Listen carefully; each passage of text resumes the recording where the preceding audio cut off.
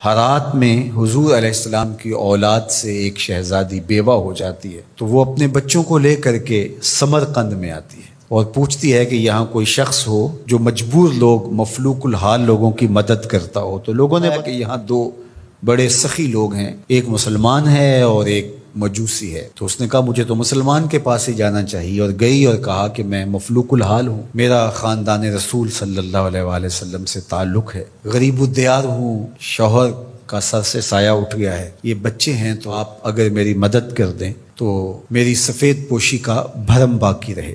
تو اس نے کہا کہ بہت سارے لوگ آتے ہیں اور اس طرح کی باتیں کرتے ہیں، تم بتا سکتی ہو کہ تمہارے پاس کیا ثبوت ہے خاندان رسول سے ہونے کا؟ تو اس نے کہا میں مفلوق الحال ہوں، بچوں کو لے کر کے ہرات سے یہاں پہنچی، تو میں شجرہ تو ساتھ نہیں لیے پھر رہی، بس میری بات پہ اعتبار کر لیا جائے۔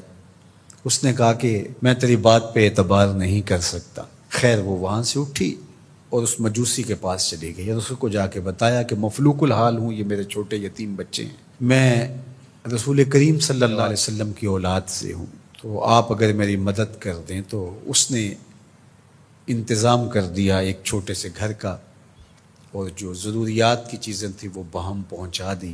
یہ بھی سو گیا اور وہ مسلمان تاجر بھی سو گیا۔ ابن جوزی لکھتے ہیں کہ جب رات ہوئی تو اس مسلمان تاجر نے، سخی نے، خواب میں جنت کے منظر کو دیکھا کہ ایک خوبصورت محل ہے جس کے پاس حضور نبی رحمت صلی اللہ علیہ وآلہ وسلم کھڑے ہیں۔ تو یہ آگے شوق سے بھرا اور کہا حضور یہ محل اگر آپ مجھے عطا کر دیں۔ تو فرمایا یہ ایک مسلمان کا ہے۔ تو کہا میں بھی تو مسلمان ہوں۔ فرمایا تیرے مسلمان ہونے کا ثبوت کیا ہے؟ آنکھیں کھل گئیں، ماضی کا سارا قصہ ذہن میں تازہ ہو گیا، اور وہ جو لفظ کہے تھے کہ تیرے سیدہ ہونے کا ثبوت کیا ہے، وہ لفظ احساس پہ ہتھوڑے برسانے لگے اور نکال دیا گیا دربار رسالت سے۔ صبح ہوئی تو ڈھونڈتا پھرتا ہے کہ کل یہاں کوئی سید زادی اپنے بچوں کو لے کر کے آئی تھی، کسی کو پتہ ہو تو لوگوں نے بتایا کہ وہ فلاں مجوسی ساہوکار اور سخی جو ہے اس کے پاس ہے۔ تو وہ گیا اور دروازہ کھٹکھٹایا اور قدرے وسیلے انداز میں کہنے لگا کہ ہمارے نبی کی بیٹی ہے اور آپ کو حق نہیں پہنچتا ہے، ان کی خدمت ہمارا ہی حق ہے، بلکہ کہا 300 دینار لے لو اور جلدی کرو ہمارے سپرد کر دو۔ تو اس نے مسکرا کے دیکھا، کہا کہ میں نے تو انڈٹھا سودا کیا تھا، اب تو منظر دیکھ چکا ہوں، جہاں رات آپ کو دھکے دے کر نکالا گیا وہاں مجھے وعدہ دیا گیا کہ تو نے میری بیٹی کی خدمت کی ہے، تجھے اور تیری نسل کو جنت کی ضمانت دی جاتی ہے، اور میں تو حضور کے ہاتھ پہ کلمہ پڑھ کے اسلام قبول کر چکا ہوں۔ اللہ اکبر۔ نسبت رسول کا احترام، محض نسبت رسول، عمل تو بعد میں آتے ہیں۔ اللہ اکبر۔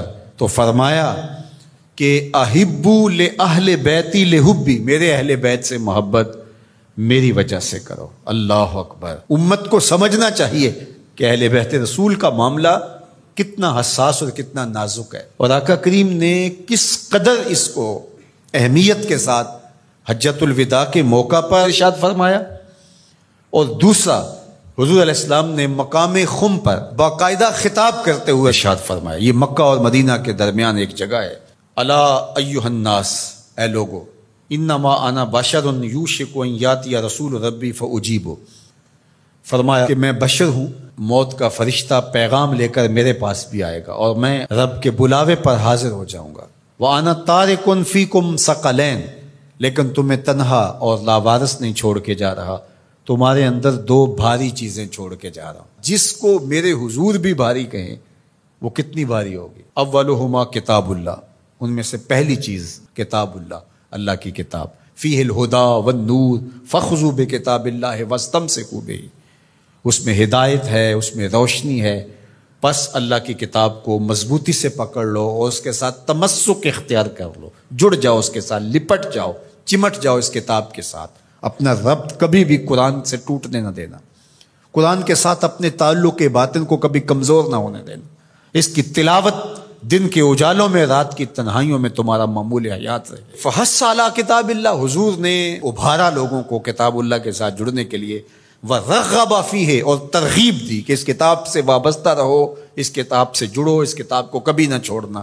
ثم قال، پھر ارشاد فرمایا، وَأَهْلُ بَيْتِي، اور میرے اہل بیت، اذکرکم اللہ فی اہل بیتی، اذکرکم اللہ فی اہل بیتی، اذکرکم اللہ فی اہل بیتی، 3 مرتبہ فرمایا، میں تمہیں اپنے اہل بیت کے بارے میں اللہ سے ڈراتا ہوں، تذکیر کرتا ہوں، نصیحت کرتا ہوں کہ میرے اہل بیت کے معاملے میں کوتاہی نہ کرنا۔ 1 بار نہیں کہا، 2 بار نہیں کہا، 3 بار فرمایا۔ نگاہ نبوت کچھ دیکھ رہی تھی کہ لوگ کربلا کے اندر شہزادگان رسول کو شہید کرنے کے در پے ہوں گے، اور اہل بیت نبوت کی عظمتیں لوگوں کو ہضم نہیں ہو پائیں گی۔ تو حضور نے 1 بار نہیں، 2 بار نہیں، 3 بار فرمایا کہ میرے اہل بیت کے معاملے کے اندر ان کی حساسیت اتنی ہے کہ کوتاہی کا ارتکاب نہ کرنا۔ اہل بیت نبوت کا معاملہ بہت حساس ہے، بہت ہی حساس ہے۔ یزید پلیت نے اہل بیت کے ساتھ ٹکر لے کے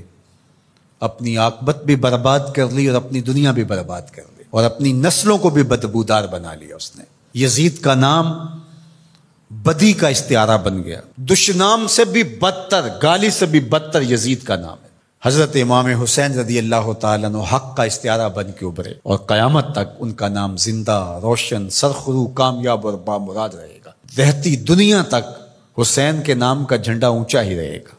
اہل بیت کے لیے دلوں میں محبت جو موجزن نہیں رکھتا سینے میں، اس کے سینے میں پتھر رکھا ہوا ہے، اس کے سینے میں کسی مومن کا دل نہیں رکھا ہوا۔ یہ پیاز تو ہر وقت سلگتا ہے، لیکن جو ہی محرم کے ایام آتے ہیں تو پھر خوشبوئیں پھیلنا شروع ہو جاتی ہیں، اور ان کے لیے دل میں جو جذبات پیدا ہوتے ہیں، اللہ اکبر، ہماری 1000 جانیں تصدق ان کے قدموں سے لپٹی ہوئی خاک پر، دین کے جھنڈے کو جس طرح انہوں نے اونچا رکھا، سرخرو اور سر بلند کیا، قیامت تک یہ امت خراج پیش کرتی رہے گی اور محبتوں کے نذرانے ان کی چوکھٹ پہ پیش کرتی رہے گی۔